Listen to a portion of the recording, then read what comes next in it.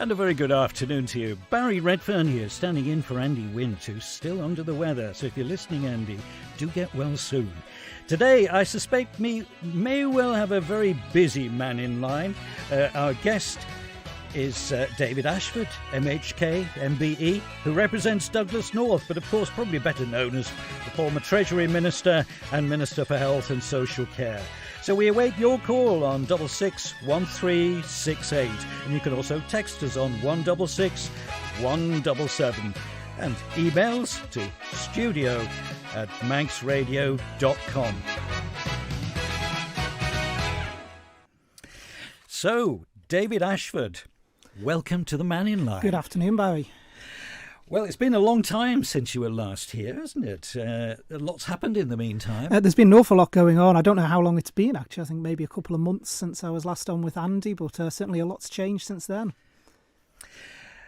Let's go back to the Dr. Rosalind Ransom inquiry. It was a tough time. You said you weren't going to resign, and then you did. What happened? Well, I've got to be very careful what I say around the inquiry because it hasn't concluded yet. There's still direction hearings to be held, so I've got to be very careful I don't say anything that would put me in contempt of the Employment Tribunal. So while I can talk about the themes around it, I can't necessarily talk about the tribunal itself. So in terms of the actual timeline, basically the report came out, I think it was a Wednesday afternoon. Manx Radio asked me on the Thursday, was I planning on resigning? At that point, I wasn't. I read the report over the Thursday and the Friday because it was about 200 pages of report to read. And I basically came to the conclusion on the Saturday that I felt it would be appropriate, since I was Minister of the Department at the time, to offer my resignation to the Chief Minister, which I then did at the first opportunity on the Monday following. The Chief Minister asked me to go away and reconsider, and I said I would reconsider up to that Friday, but I would be unlikely to change my mind. I didn't change my mind, and on the Friday I resigned. Wasn't pleasant reading, was it? A few people were criticised. Well, what I've got to say is, as I say, the Minister is not involved in any of the decisions around employment matters. No, but you must have known what was going on, though. Surely. Well, again, I've got to be careful what I say. I can speak a lot more about this once the sub judice is lifted. There was an awful lot in there that was actually news to me, and I'll speak more in detail about that once the tribunal is fully concluded. But what I would say, and I can speak on the more broader themes, is one of the things the report absolutely shows is that culture around government needs to radically change. That's something that when I was Minister for Health, I mentioned in Tynwald numerous times that the culture within government actually needed to be changed. It was one of the reasons that myself and the then Treasury Minister, now Chief Minister, commissioned the Sir Jonathan Michael review, and it actually merited an entire section within that review saying that the culture within health and social care needed to change. There has been a lot of work done across the board since then, but obviously something like this has still happened. Well, it's all right saying that now, but why weren't you doing something at the time to change the environment? Well, actually, we were, and there was an awful lot of work going on within the department and within Manx Care itself to actually try and change the culture. But as I made clear in Tynwald quite a while ago, it wasn't going to be something that was going to change overnight. I made clear in my resignation statement to the House of Keys that if people think you just change a few people at the top and that deals with culture, they're going to be sorely disappointed, because culture runs the whole way through an organisation like a river. You don't just change at one level, you've got to change the whole way down, and that takes a substantial period of time. And in fact, my time as Minister is a prime example of that, because during my 4 years as Minister for Health, the entire management team at the Department of Health changed. There wasn't a single member of the management team left when I left office that was there when I started. And yet, we still had an incident like this. Looking at the inquiry and all the names mentioned, do forgive me, but I get the impression that there are rather a lot of chiefs involved. Were involved. Well, there's various references to various people, and like I say, I've got to be very careful what I say because there's still proceedings ongoing in the tribunal. There are some people that obviously don't come out of the report very, very well as it currently stands, and like I say, I'll be able to say more about that once the inquiry concludes. When will that be? We don't know. It's entirely up to the tribunal. They've got direction hearings, I believe, booked in for August. But once proceedings are fully done, then obviously I can speak more on that. Well, let's just go back to the people involved, because Megson was... she wasn't here, was she? No, she wasn't for a period of it, but to be honest, I've got to say I don't believe it interfered with the ability to do the job. Really? I actually still stand by the fact that I think it is a job that was able to be done remotely. It was a job that was actually done remotely, and I think that was still appropriate. How can you have a health chief who's only working 3 days a week from the UK? First of all, she wasn't working 3 days a week. I need to correct that. She was working full time. Yes. The arrangement was 3 days on island. But she was employed.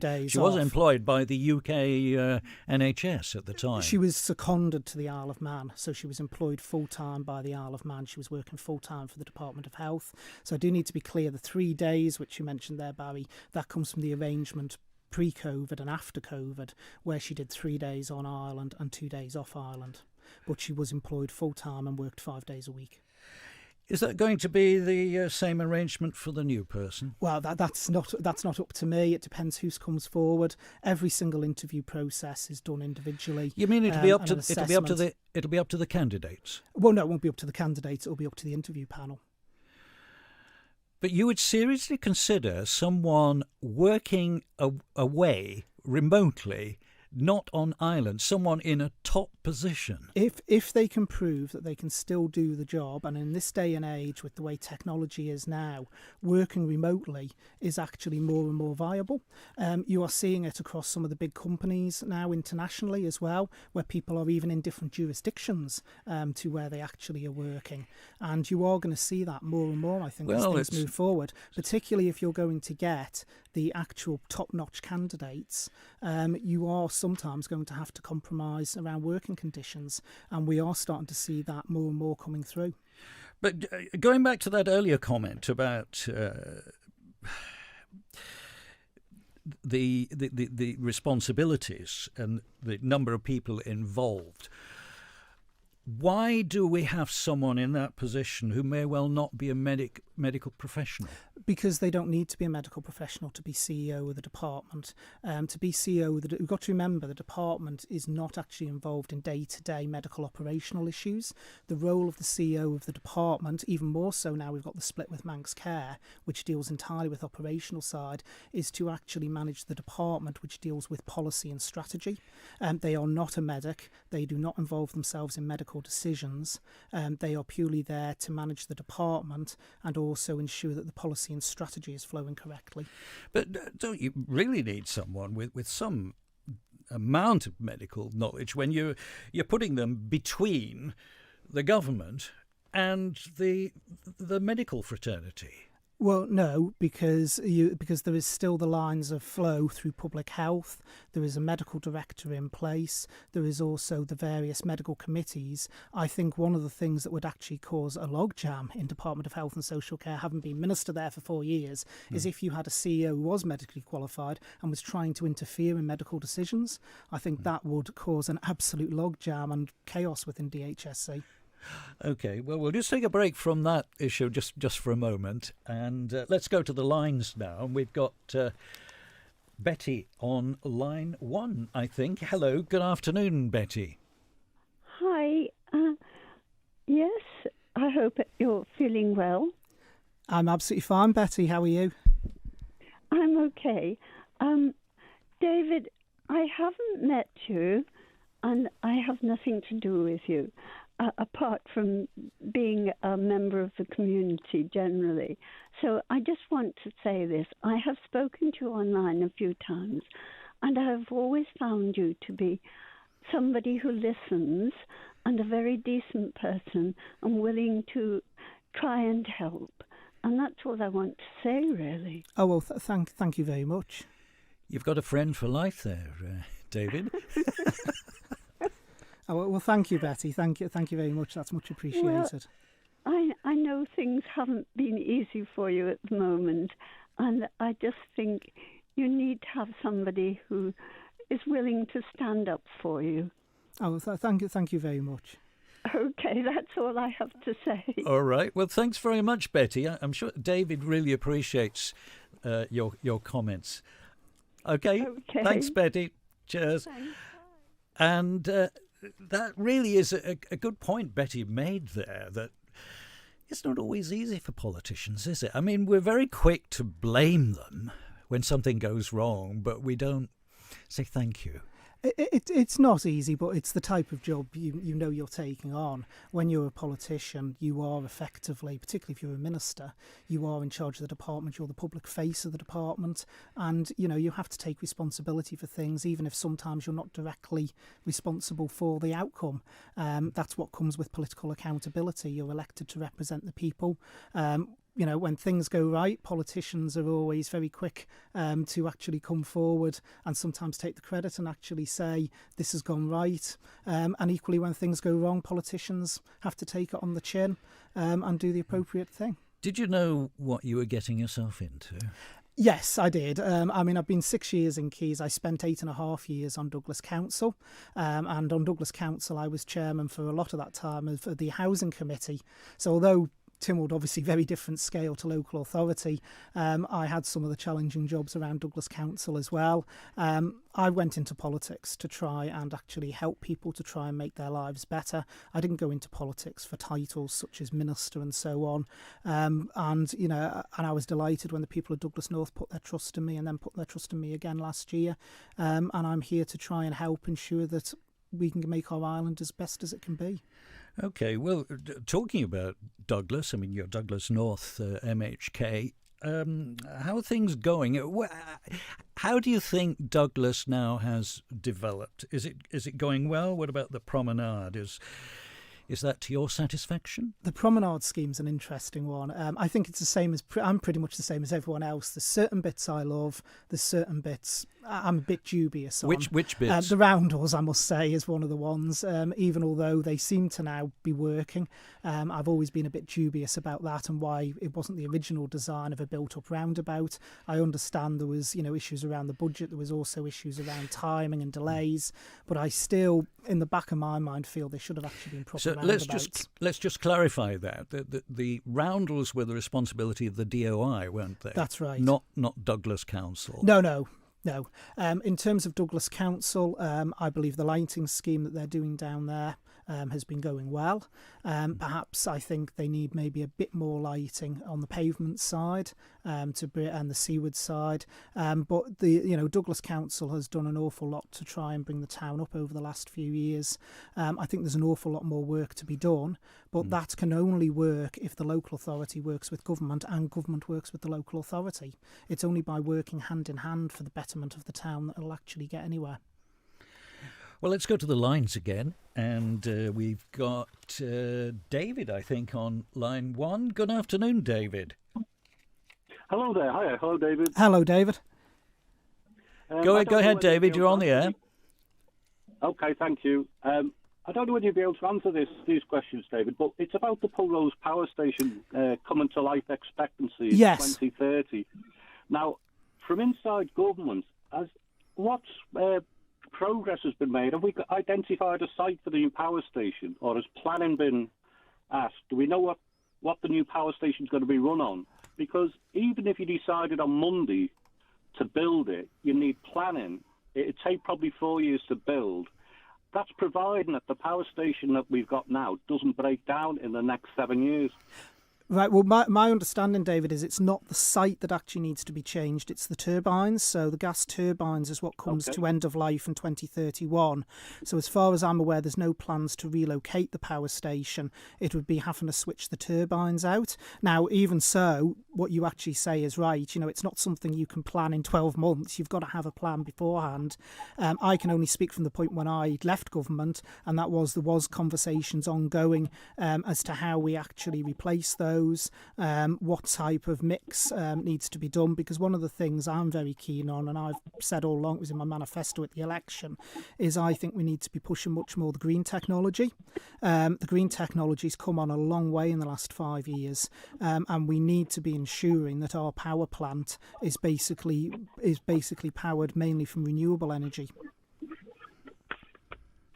Okay, that makes sense. But talking of green energy, I had a look on the website yesterday for electric charging points around the island, and most of them are very low kilowatts. There's only one on the island that's a fast charger. I mean, if we're going green, why have we only got one fast charger at the sea terminal? Yeah, and that's something that does need to change. I know there's commitments from DOI. I'm trying to remember off the top of my head now how many charging points a year was the commitment when Mr Baker was minister, and that they were going to put in each year. I don't know if it was about 50 or 60, I think, off the top of my head, but I'd have to go back and check. But that's something that we will really have to drive forward with as well, is charging points. But what we have to do as well is keep an eye on the technology, because one of the things I've always said when it comes to green technology is, for those of us of a certain age, I've always invoked the thing about VHS and Betamax, where one thought one was going to take off, and then it ended up being the other. And I know there's a lot of stuff going on with hydrogen at the moment, and what we've got to be very careful of is we don't throw everything into electric to then find that the technology of the future is actually hydrogen. So we need to actually make sure we are monitoring what way it's going and we don't put all our eggs in one basket. David? Yes.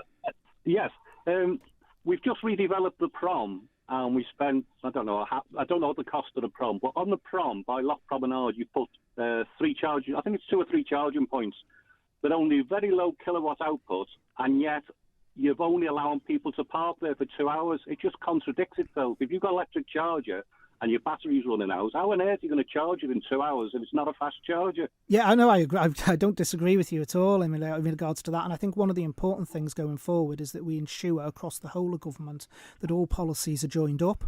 And I think, the problem is sometimes, and I've said this about the whole setup of government with the departments and the way they currently operate, that it develops silo mentality. And I think what's important is you've got the highways division working hand in hand with those who are putting in the green technology to ensure that the policies are aligned. And we need to make sure we do that across the whole of government, that our policies are actually working in tandem, not actually contradicting one another. Yeah. Would we not be better on the island with something like Isle of Man PLC and do away with all these different departments that we've got? People overseeing people overseeing people overseeing people. Isle of Man PLC, if you're in charge of the hospital, you've got a hospital background. If you're in charge of education, you've come from 30 years of a very high-profile education post. I don't think, I'll be honest, I don't always think having someone who's actually come from that background necessarily is always a good thing. The way I've always viewed it, and it's the same in the private sector as well, is sometimes having someone who's coming completely fresh actually gives you new ideas and also gives you a different perspective on it. So, for instance, take the example, when I went into health and social care, I haven't got a medical qualification anywhere, and you certainly wouldn't want to find me ready with a scalpel to do your operation if you went up to Nobles. But what happened was, when I came into the department, I had to learn about various things, and I asked a load of questions that I perhaps thought myself were stupid questions. But as a result of that, things that came out was people saying, well, actually, we hadn't thought about that. We hadn't considered that. So I think sometimes if you've got people who are too close to something, then they don't necessarily see the full picture.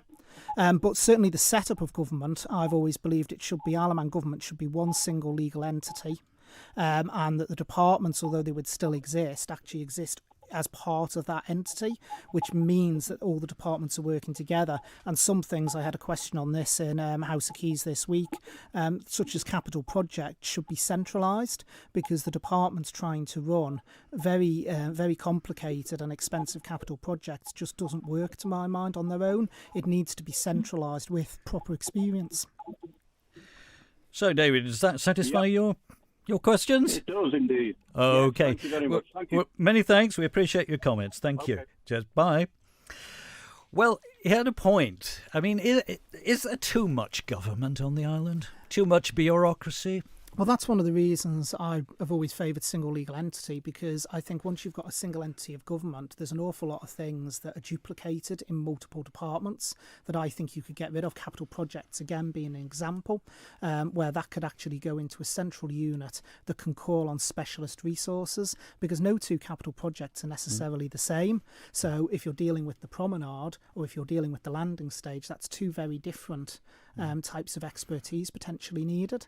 And I think a centralised capital project unit will have much more opportunity to actually pull in resource that's specialised in that area than an individual department can. What about the MHKs themselves? Shall we get rid of a few? The MHKs themselves, I actually think the 24 works. I'll be controversial, though, in the fact that, well, it's not controversial because I've said it publicly many times. I believe the number on Legislative Council could be reduced. I've said in my manifestos before that there's 8 appointed MLCs at the moment. I believe that number could go down to 5 or 6.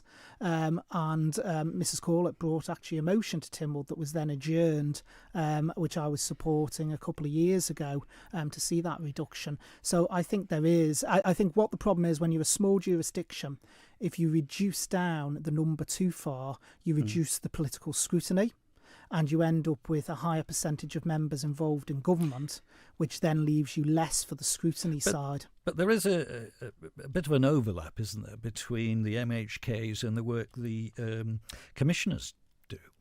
There is, and that's a very good point, Barry, because you bring me very nicely onto a topic of which I've got coming to the July Tynwald for a general debate on local authority reform. I've always been quite clear on this. There should be 5 local authorities around the island, is my point of view: North, South, East, West and Douglas. And basically there should be statutory responsibilities for local authorities laid down in law of what's the responsibility of a local authority. They undertake those statutory responsibilities. They have democratic accountability for them, and government then basically controls what is a national arena. I'll repeat something I said many years ago, which is we've got to be one of few governments in the world that is playing with car parks. We are a government that runs car parks. That is normally a local authority function in even small jurisdictions that you go to, and it should be here on the island as well. OK, we're going to take a very brief break. We'll be back in just a few moments with David Ashford MHK. The Haldane Fisher Bathroom and Tile Sale starts on Monday with up to 50% off a range of fabulous bathrooms. Browse our Douglas Bathline showroom and see the sleek Scandinavian Dansani range or the stylish Rocker Discovery range and many more displays. Also 25% off selected porcelain and ceramic tiles, and we offer a 3D design service. Feel right at home with Haldane Fisher. Visit us on the Isle of Man Business Park, Douglas. Housing, benefits or employment issues, faulty goods, bad workmanship, financial problems and relationship breakdowns. We all run into difficulties in life, and it can feel like there's no one who can help you sort them out. But at Manx Citizens Advice Service, we can help. As an independent charity, we offer free, confidential support covering all sorts of areas. You don't need an appointment. Just call in at Promenade Church, Loch Promenade, Douglas, or call 366 338. Open Tuesdays from 12:30 till 3 and Fridays 10 till 12:30. Manx Citizens Advice Service. Your advice service. The KPMG Promenade Relay is back, taking place along Douglas Seafront on Friday, 8th of July. With 100% of entry fees and sponsorship going to Project 21, supporting islanders with learning disabilities. Get your relay team of 2 or 4 people together to tackle the 10K course, or go it alone over 5K. Entries close 6th of July. Visit home.kpmg/CDS for details and registration. The KPMG Promenade Relay, supported by your nation station, Manx Radio.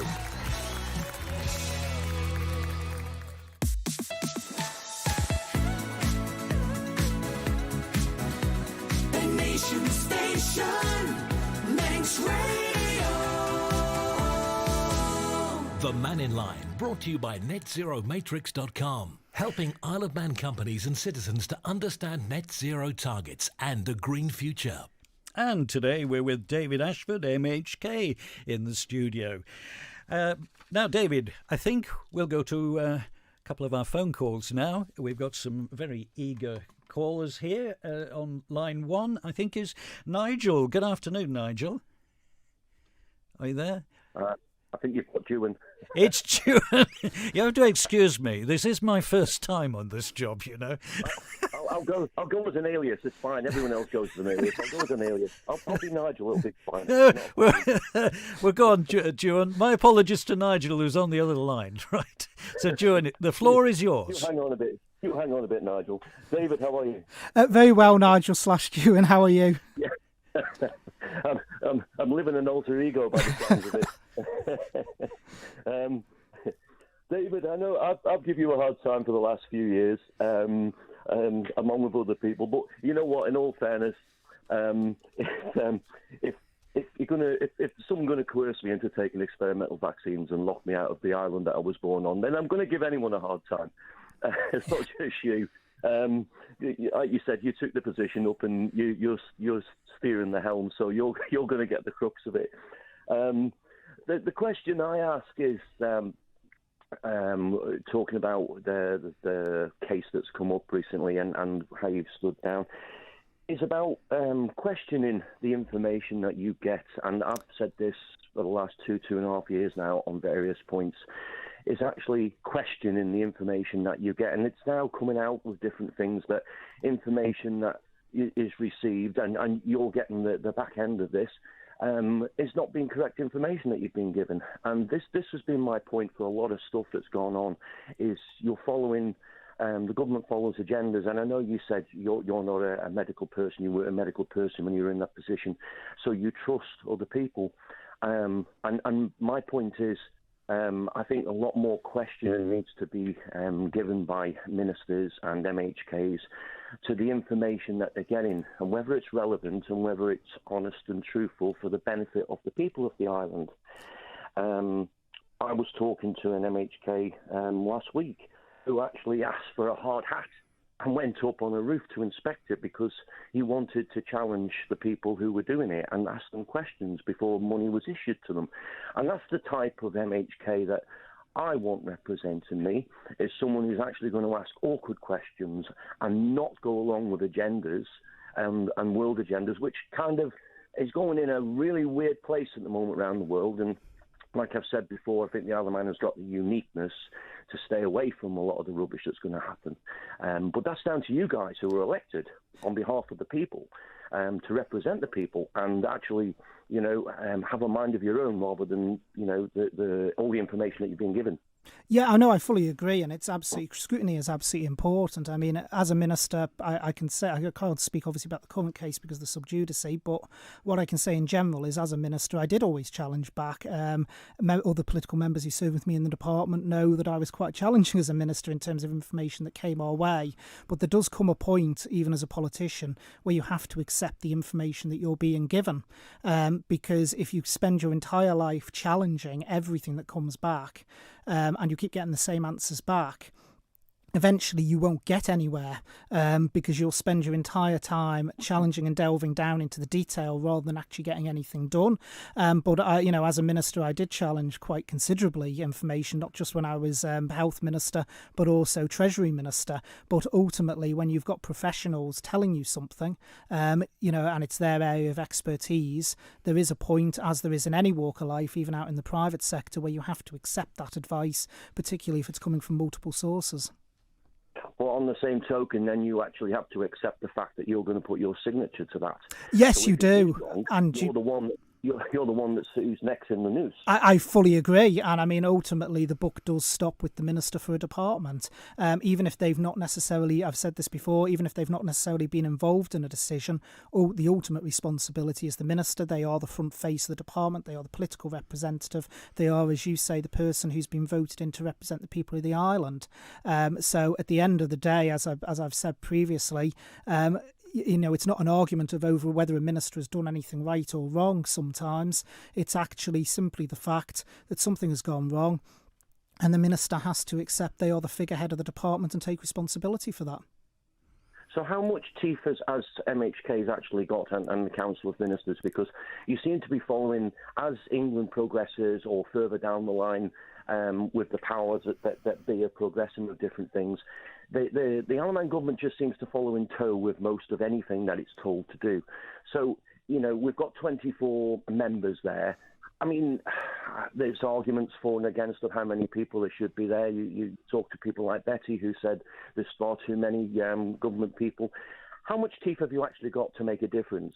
How much agendas of other people's do you follow without saying, hold on, this is the Isle of Man, no, we're not going to do that? Personally, I would actually say quite a lot. We have quite a lot of autonomy. In relation to certain taxes, we have shared agreements with the UK, so things like fuel duty, for instance, as part of our customs agreements, we mirror what the UK does there.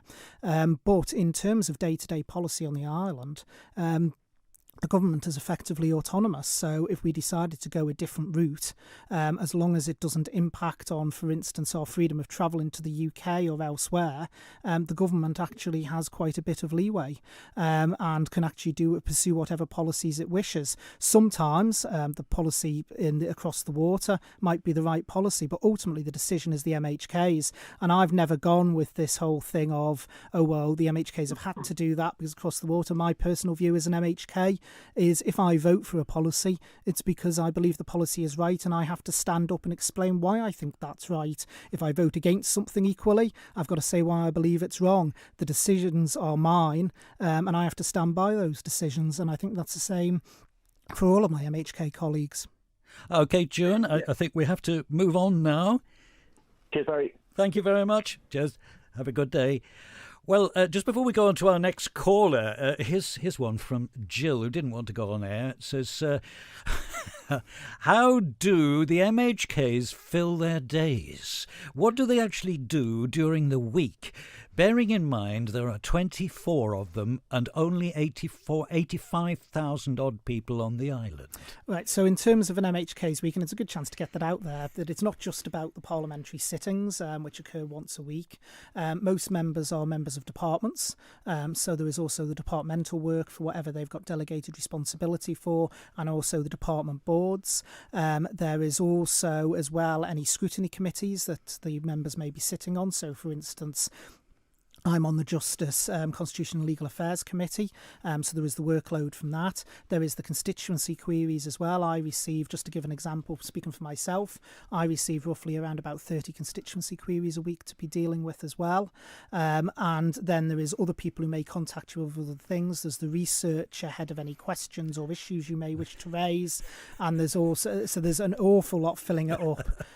So I can't speak on behalf of all my colleagues. Obviously, I can only speak from my personal experience. But it is a full-time job and then plus some. I think you've made your case. So I hope Jill is happy with that.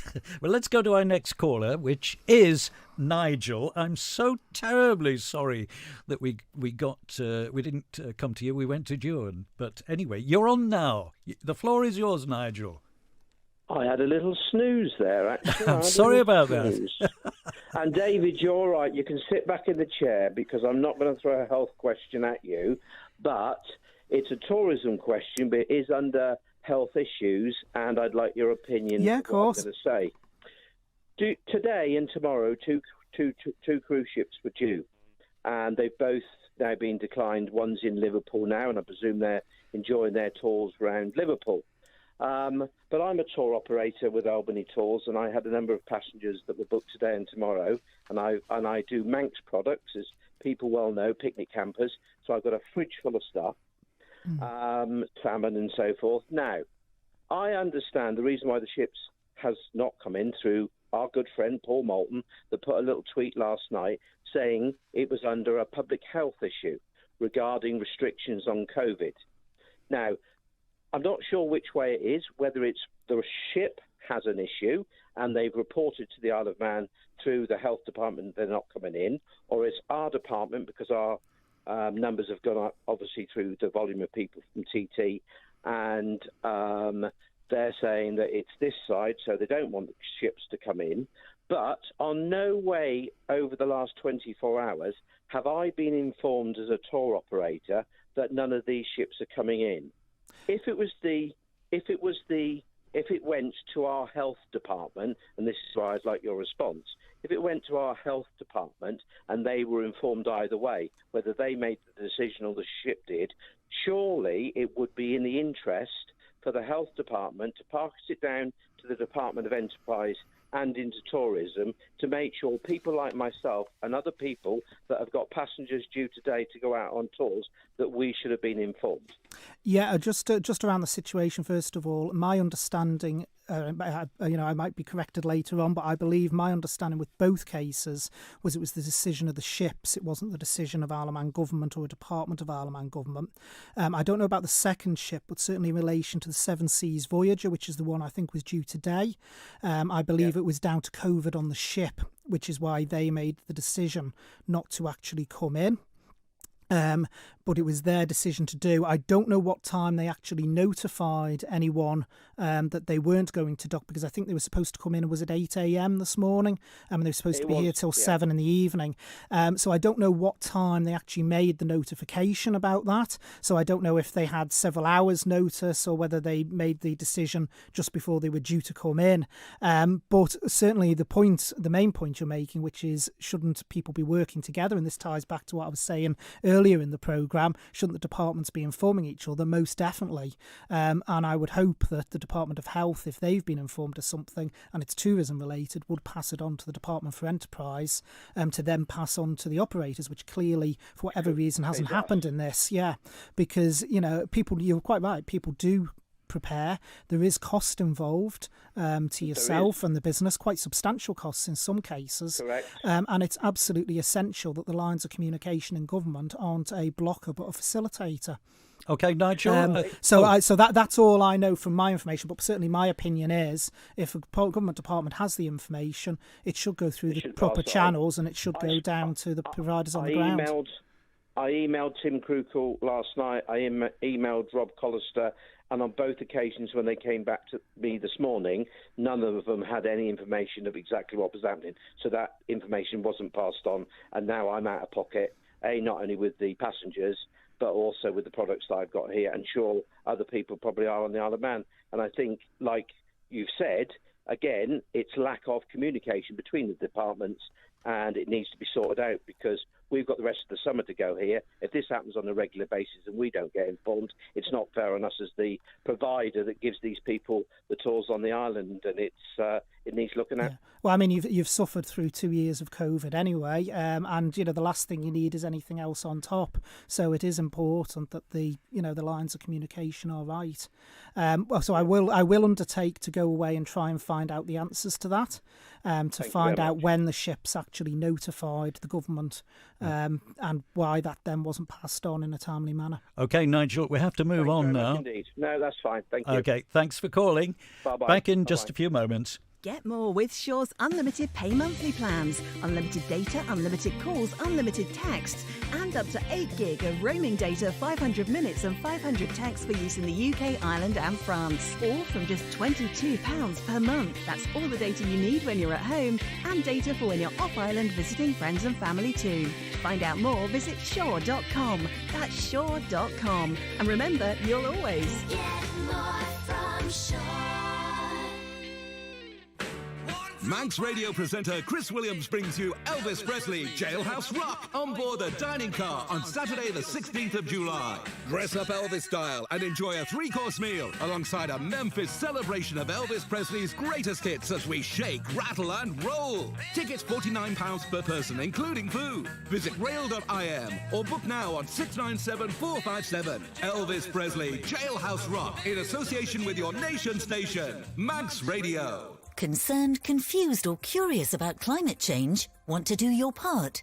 Then visit netzeromatrix.com, helping businesses and individuals understand the net zero targets that government has set, how they'll be achieved and what impact it will have upon us. Plus, get practical advice and tips for saving energy, the options available for switching to renewable energy technologies and much more. We all need to do what we can, so visit netzeromatrix.com and join us. Make every day a lovely summer day with our biggest ever summer sale only from Lifestyle Furniture.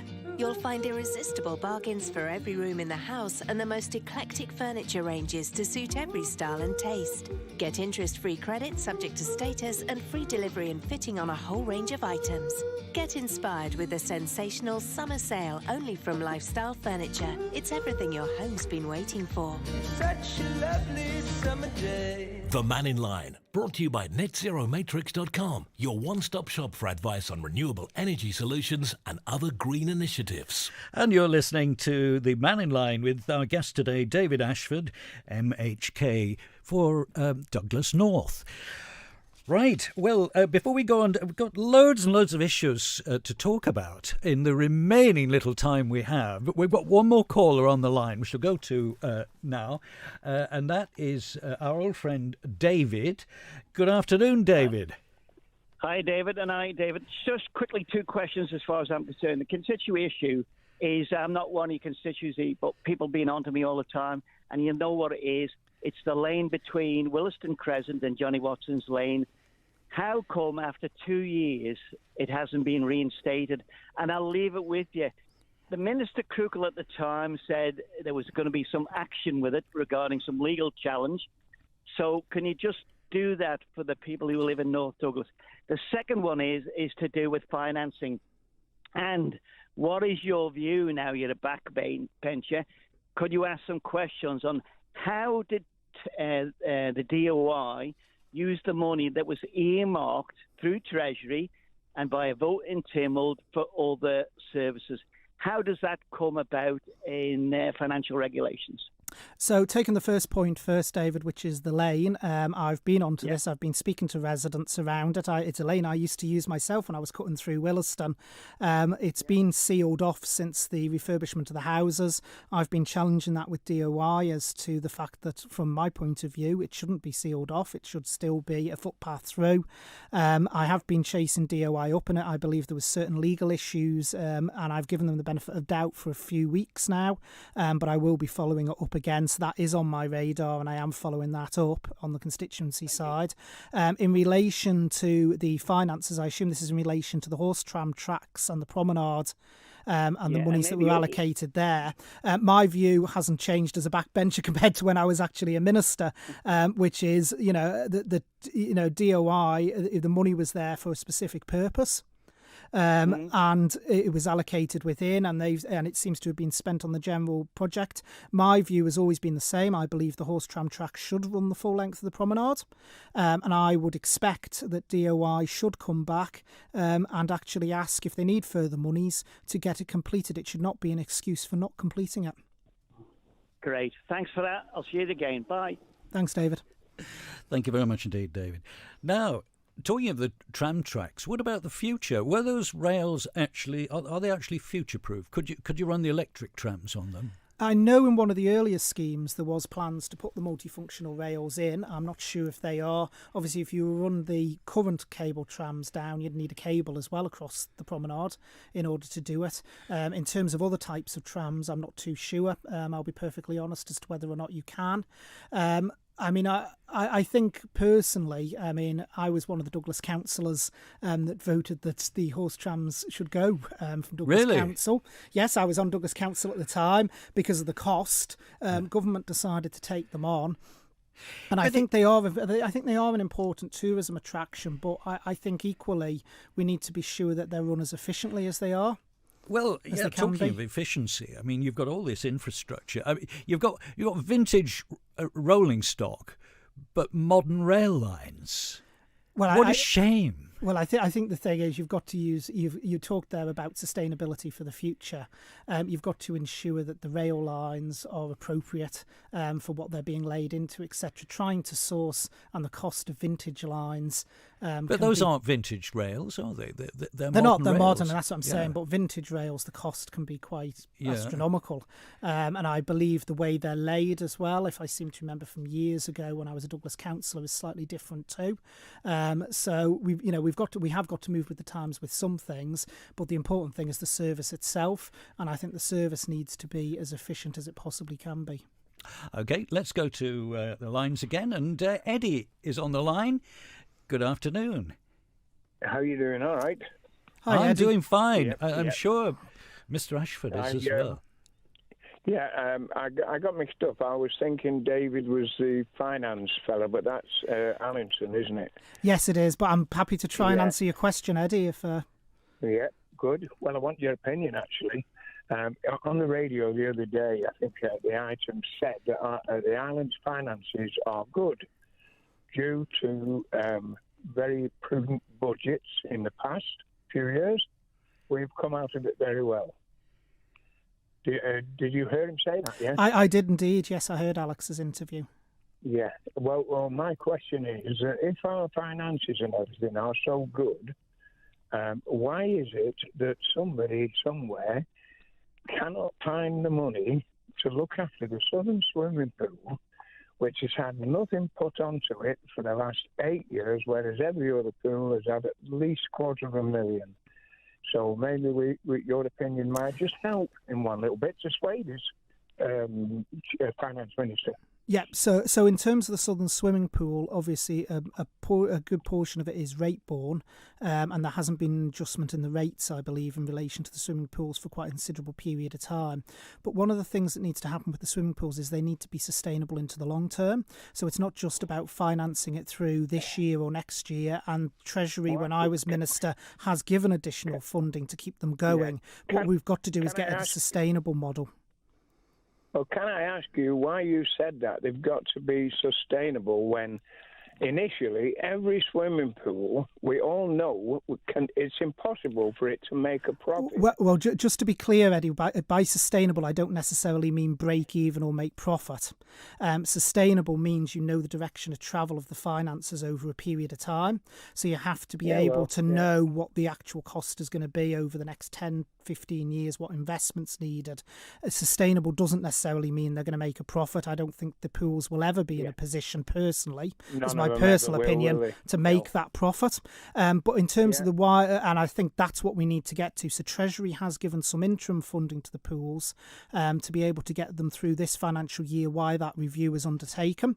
So that's the same for all of the pools around the island, including the Southern. Yeah, well, not long ago, David, the government actually said they would help to keep they will find the funds to keep the pool open. But seemingly we have a board who don't want that to happen. They seem to be against it. But all as I'm asking for is we've only had £19,000 put towards the Southern Swimming Pool, whereas every other pool in the island has had money pumped at it left, right and centre. And down here in the south, all we want to do is take a little backward step and keep that pool open and finance it, and the cafe, because the cafe people do multitasking there. They do reception, they do everything. And what we want is to keep it open until something else is in place. That's a dead easy question and a simple request, that's all. Yeah, and that's what the funding this year is designed to do. The funding Treasury's put in is designed to keep it going while the Department for Education, Sport and Culture undertake a fundamental review of the pools. And we will wait and see what actually... I'm not going to preempt what that review will actually say, but we'll wait and see what that review says when it comes forward and how we then move forward with the pools. Right, well, thanks for your opinion, David. Cheers. Thanks, Eddie. Thanks, Eddie. Thanks for calling. Much appreciated. In the little time we've got left, I'm told that the Isle of Man is a very rich land. Is this true? What do you mean by rich, Barry? Well, we have lots of money. There's lots of money on the island. There is some very wealthy companies, some very wealthy individuals. Our GDP is very high. I've never been one of those in favour of using GDP as a measure because there is distortions in there, but we do have a very high GDP. But very briefly then, why have we got so many potholes? Why do we have difficulty filling so many posts, etc., etc.? And this is something that has to be sorted out in this administration because we are a wealthy island, but we are also a low-tax jurisdiction. And there is that imbalance where we want high level of service, public services, but also want to maintain our low tax profile. And there is a tension there. And that's something that this administration is going to have to tackle. I was quite honest about that when I was Treasury Minister. It's going to have to be tackled over the next 4 years and have a public debate around where are the public services pitched and how are those public services paid because for. we've got people at the bottom end, on the social housing ladder or want to even get on it. And that is precisely why, again, the work that Chris Thomas is doing with the Housing Board is going to be so instrumental, because, again, if you haven't got housing that people can access cheaply at an appropriate price point, you are not going to encourage the people over and the young families over to work and grow the population that we need to drive the economy in the future. Do you think we're over-generous to some of the wealthier people? One of the things I've always mentioned, and I mentioned it last time I was a backbencher, was around the income tax cap. That has changed. The previous Treasury Minister, to his credit, took on board the criticisms I was making, and over several budgets did actually change that. I think what we've got to be very careful of as a jurisdiction is that we still encourage people to invest. David Ashford, thank you very much indeed for coming on the programme. That's David Ashford, MHK, MBE, our guest on today's Mannin Line. And not surprisingly, we've had so many texts and messages, it's been impossible to read them all out on the programme. We've had quite a few phone calls. Well, no, one or two we weren't able to take. As always, though, we will read the messages and we also pass them on to the newsroom. Thanks to Howard Kane, studio producing today. And Andy Wint, if you're listening, do get well soon. After the news, Christy DeHaven is